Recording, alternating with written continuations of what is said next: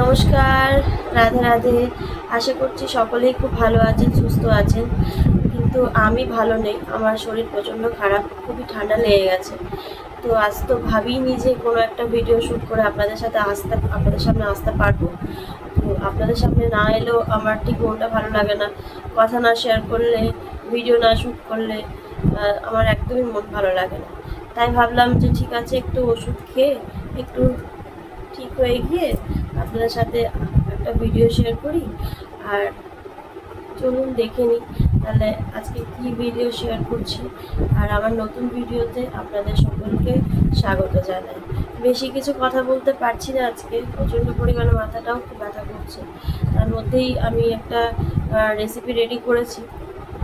আর আমার রেসিপি যদি আপনাদের ভালো লেগে থাকে তাহলে please comment, like and subscribe as usual, যেটা আমি বলে থাকি। আর আপনাদের সাপোর্ট ছাড়া আমি কোনোদিনও আমার চ্যানেলটাকে এগিয়ে নিয়ে যেতে পারবো না। তাই আপনাদের ভালোবাসা আর আপনাদের সাপোর্ট আমার অনেক বেশি প্রয়োজন। তাই প্লিজ আমার সাথে থাকুন, আমার পাশে থাকুন, আমাকে সাপোর্ট করে যান।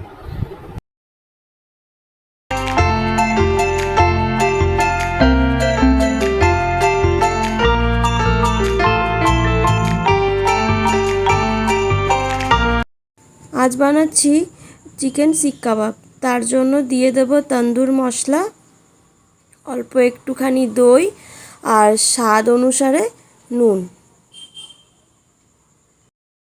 এরপর আগের থেকে কেটে রাখা ক্যাপসিকামগুলো দিয়ে দেব।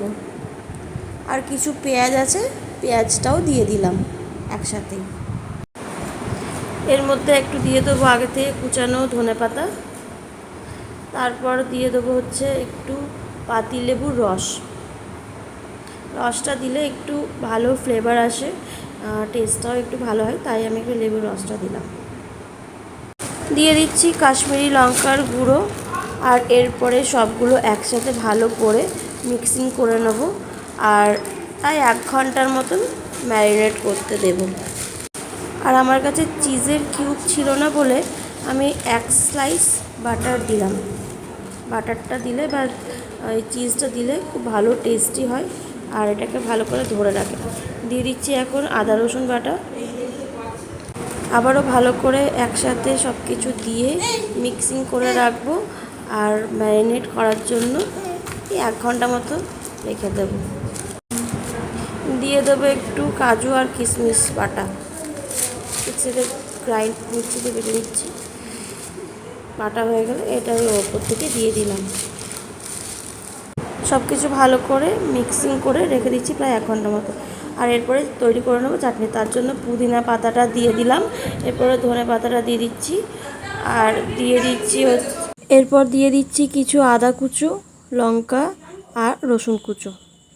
এরপর দিয়ে দিচ্ছি একটু চিনি, নুন আর দই আর একটু পাতিলেবুর রস। সব কিছু দেওয়া হয়ে গেল। এবারে মিক্সার গ্রাইন্ডারে এটাকে ব্লেন্ড করে নেব।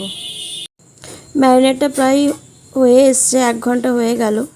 এরপরে এই শিকগুলোর মধ্যে এই যে চিকেনের পিসেসগুলো, ক্যাপসিকামের কিউবস, পেঁয়াজের কিউবস সব আস্তে আস্তে গেঁথে দেব। গেঁথে দেওয়া হয়ে যাওয়ায় তারপরে আমরা একটা তাওয়ার মধ্যে বাটার দিয়ে দেবো। বাটার দিয়ে দিলে মেল্ট হয়ে যাওয়ার পরে এই যে এটা যেটা রেডি করলাম সেটা ওর মধ্যে দিয়ে দেবো। আর ওপর থেকে একটু বাটার দিয়ে দেবো।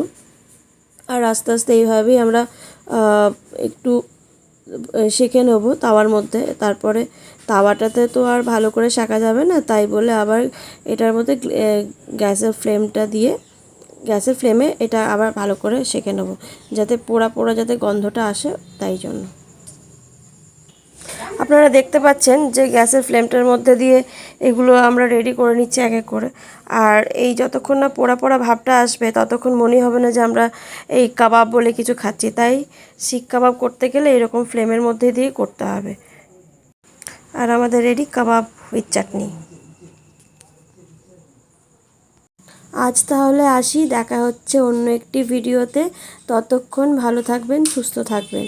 আর এখন অনেক গরম পড়েছে, তাই বাইরে বেরোলে প্লিজ ক্যারি করবেন জলের বোতল আর বেশি বেশি করে জল খাবেন। বাই।